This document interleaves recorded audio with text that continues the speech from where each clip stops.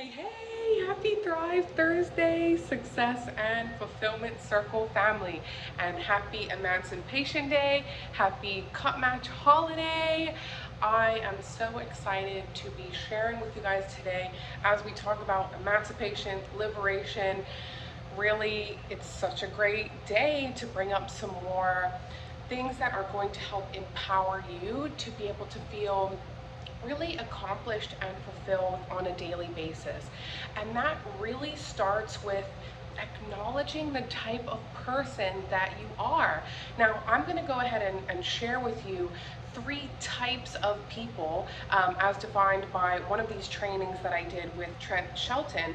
But I think it's good for us to be aware of these three types because I feel like at some point we all fall into each of these three categories, but it starts with being aware of it to be able to shift when we're in one, but would really like to focus on being in another of these three categories. And then at the end, I'm also going to share with you really a way that you can take control of those like thoughts and those directions and really help give yourself the gift of really feeling accomplished and fulfilled on a daily basis. So I'll go ahead and kick it off.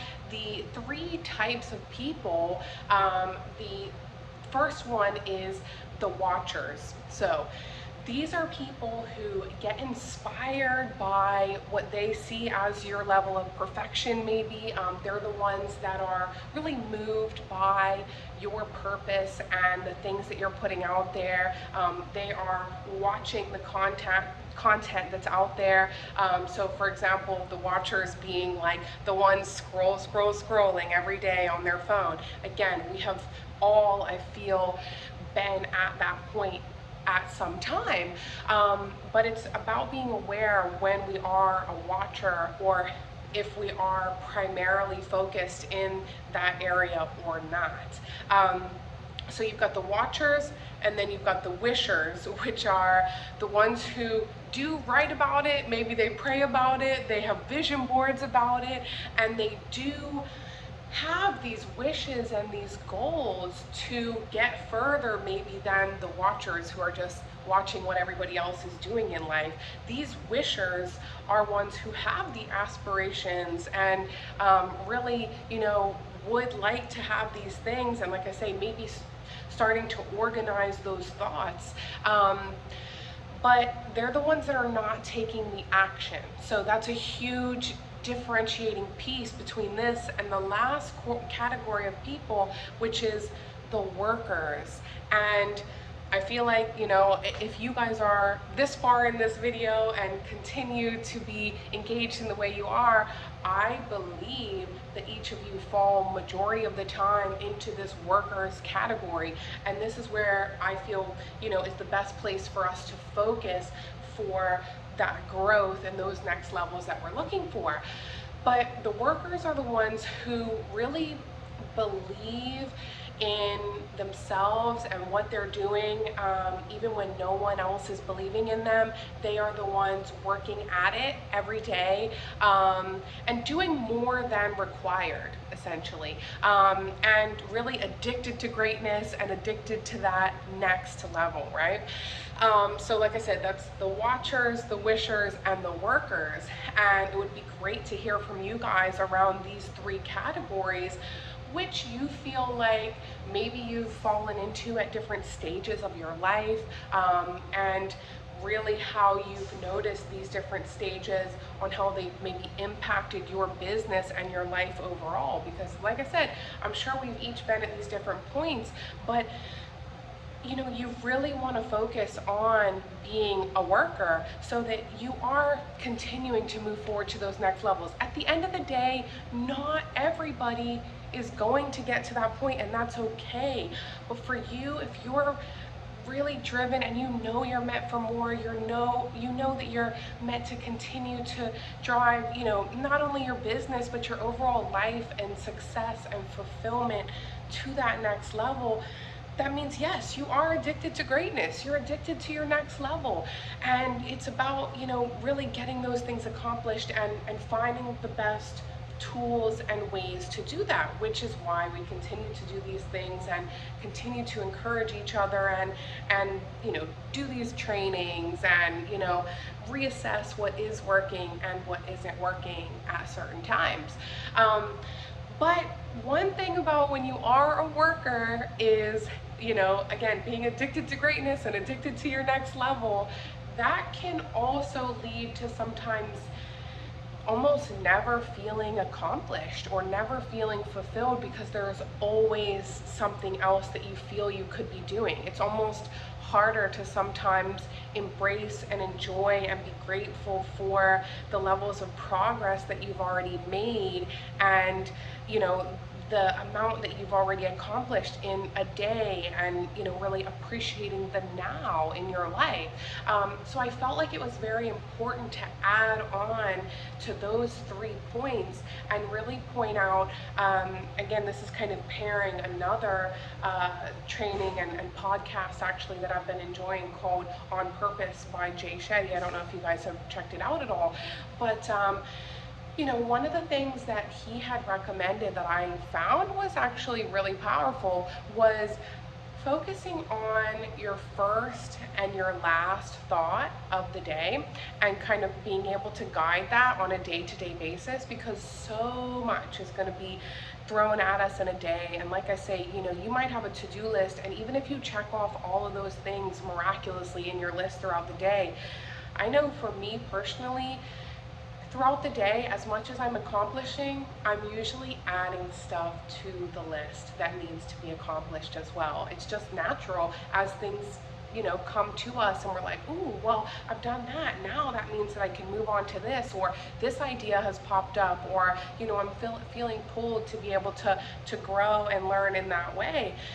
And so it's about being able to, again, if you still find your other ways and your other tools to organize those things and your thoughts and your goals, which we talk about in other videos, but to still feel accomplished and grateful for what you've accomplished each day, really focusing on how you feel in the beginning of the day and the end of the day. What's the first thing you say to yourself in your mind in a day, and the last thing that you say to yourself in the day? And, I think, focusing on gratitude and affirmations is a very important thing when it comes to this, and there's many ways that you can do that.